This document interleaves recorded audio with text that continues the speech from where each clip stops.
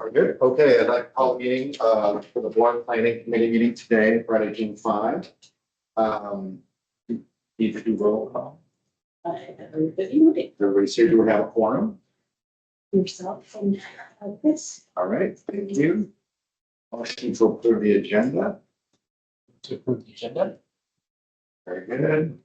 Hearing no objection, agenda is approved. Approval of the minutes. The minutes from April 3rd. I read them and I was here as well. Seeing no objection, minutes are approved. Any public participation online? Seeing no one in the room. Nobody online. No. I assume that's me. Senior.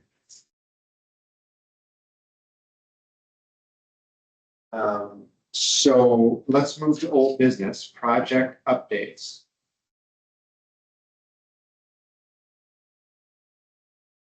It is.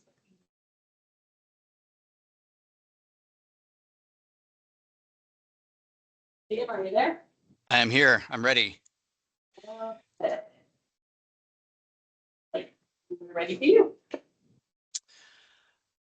Okay, let's see. So starting at the top here, Wildflower Court fuel tank installation. This is complete. The construction contract is complete and closed out. The sidewalk replacement project, there are punch list items. The PM is working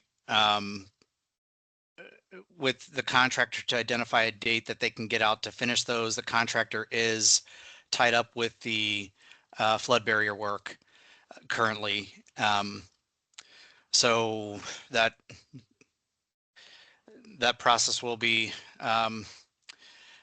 ongoing here for a little while. Hopefully by next month, I'll have more of an update to provide on that. Skipping down to Wildflower Court fire alarm. The contractor has provided us with an estimate for items that he's claiming are all change order eligible. He has indicated that that estimate is not final. The PM is evaluating that and working with the design team to identify what is a change order eligible item of work and produce an estimate so that we can evaluate the contractor's list against ours, and then we'll work with contracting to negotiate a final amount for the change order. And that's the updates that I have for you guys today. Okay. Kim, do you have any comments or anything on those? Okay. Okay, thank you very much. Any other questions? Okay, so good. Let's hear about the ED renovation. So ED renovation is continuing as planned. They started excavating. It has caused some noise to increase throughout CCU, down by the ER and up in that CCU, in that hallway. So we're mitigating that by offering patients earbud plugs as much as we can. Unfortunately, it's just part of the excavation, so that continues to carry out as they're starting phase 1. Okay, very good. No peak or shriek or oops or anything like that, so everything's as Everything so planned. far is- Okay, very good. And then call light implementation. I saw some notes on that. Yeah, so the pole light, it's mostly all replaced and it's complete. They, Hill and Baxter, did not replace a code blue panel in the mental health unit. So we are negotiating with them. They wanted to wait, to replace that when they came back to do the ED. And we said, this is a life safety thing. It can't wait. So we're in process of talking to Michael, who's kind of the project manager, to his supervisor to try to get this going. I gave them a deadline of June 12th to come back and get it fixed. And I've not heard anything yet, so I will follow. I have a memo to follow up on it today. I have a question, Megan, too, Chair. So this was part of the scope of their work to replace that, and they just missed it, or? The project was tough, but with some issues with the initial walkthrough.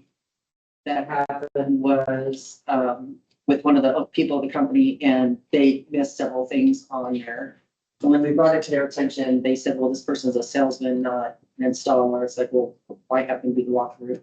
And then there were several instances where they didn't have the correct update plans. And so the plan was always to replace a one-to-one up on MHU, and it was missed. So we are working, collaboratively to try to get that fixed before sooner than later.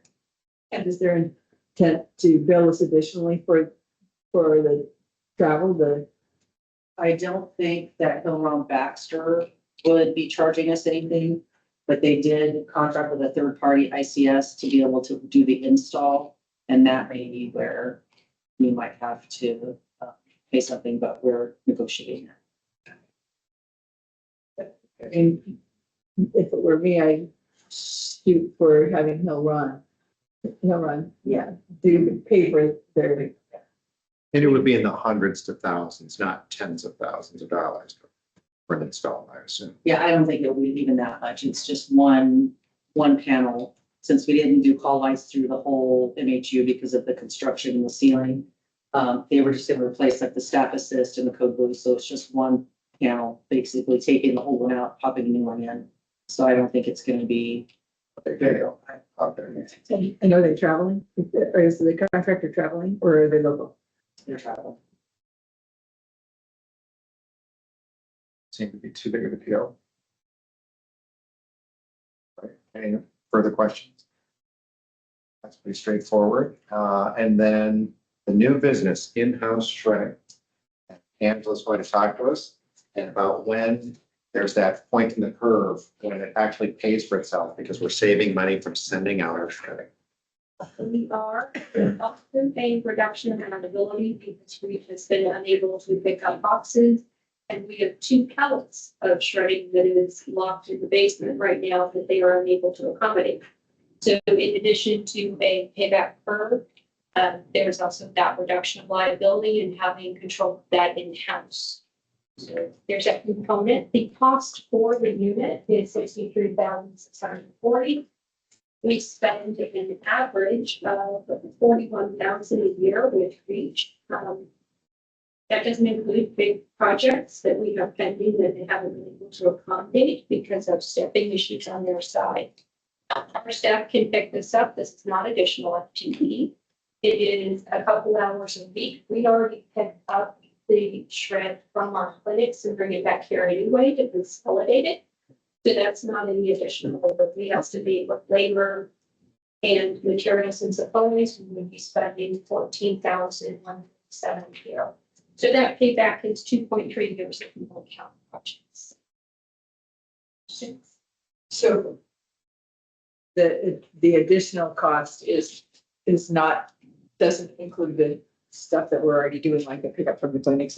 Is that right? That's what you're saying? That's built in. And this makes total sense to me. And I'm sure it's gonna make total sense to everybody, but, and we have more generated data because we've got all these extra clinics now. We've got all these satellite clinics. So yeah, the only question is why we didn't do it sooner. The only downside that I can see is that it's nice to support the community and Reach as a special needs. My office uses them and so we just wouldn't. But the amount of, it's a pittance of what the hospital generates, so. Do you need anything from us? Do you need a motion? This is an action. Yeah. Yes. Over to finance. Okay. I think the action would be to move this. Oh, all right. If we're ready for. Yeah, is there any further discussion?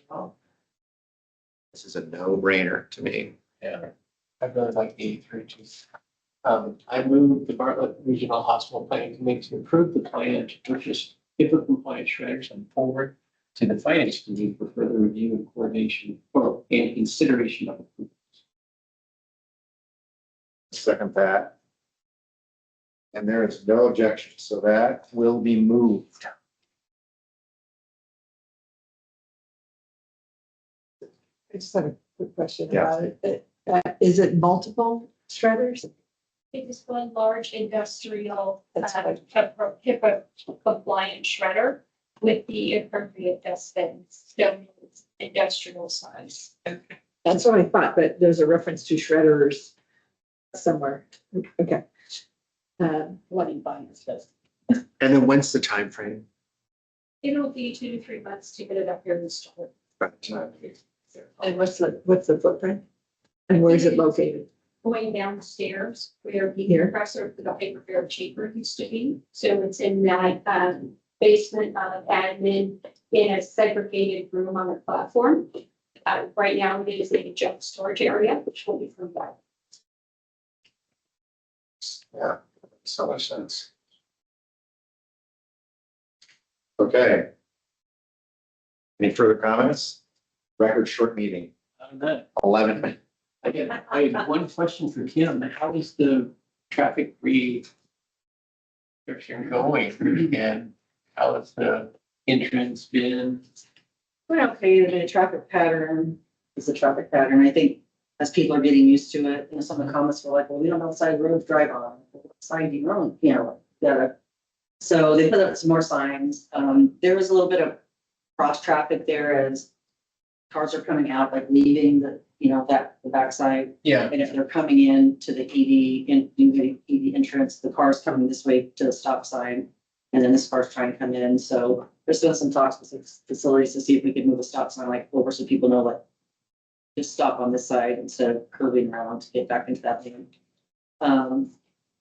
The alternate entrance, it's been okay. It's not ideal. There's still some struggles with patients finding some patients finding insurance and stuff, but overall it's been, I think as it's been implemented, it's getting smoother, but there's just been a few challenges here. And where are the ambulances going? Same place, they're got traffic pattern and change, other than that now they have to back out of the ambulance bay. And so that decision was made because we wanted them, and they agreed that if they're coming in with a really sick patient, they don't want to have to stop. Someone has to back them in by policy, and so they can't do that if they're. So they decided, for really sick patients, they would just pull in, or they just pull in, and then when they're empty, they can get help backing up. And the other day there was two parts side by side and one behind, so. Wow, 3 at once. 3 at once. If I continue, we're going to start, we're ramping up, right? And our ER visits monthly, May is big, and June, July, and August are huge. And then in terms of the footprint and the difficulties working around that footprint, when is that maximum challenge going to occur? Is that going to be in the summer? Or is that going to be in the fall when things slow down? It'll start probably really impacting in phase 2, so it'll be probably more towards the fall. But then as you get to phase 4, 5, and 6, that's gonna be up next crew season. So that'll be really. So it'll impact. By the time they get to like the redoing the nurse's station and then those things. It'll be hitting crew season. And they're all aware, everyone's aware of that, administration, ER staff, everyone's aware, okay.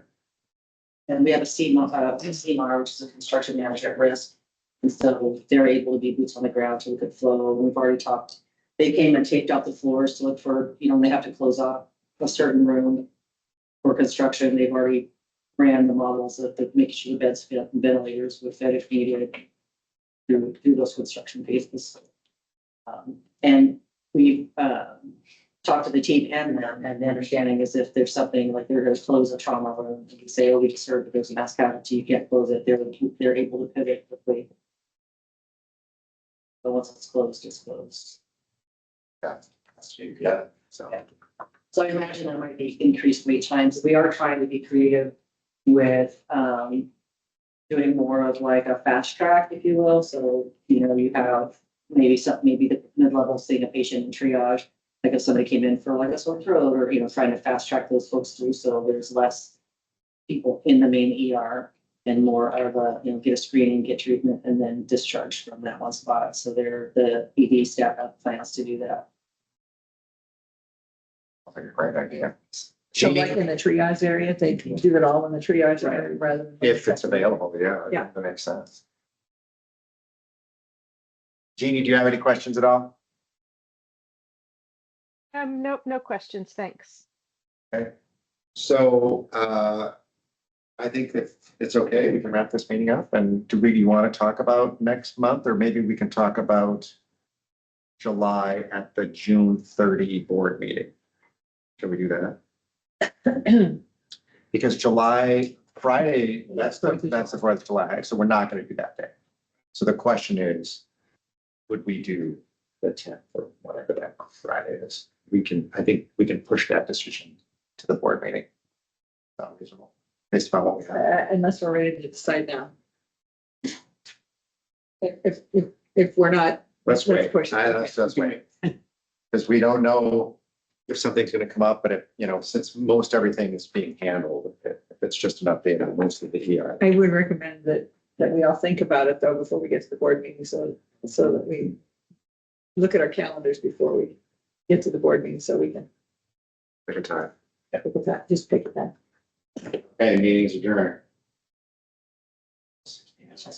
Thank you.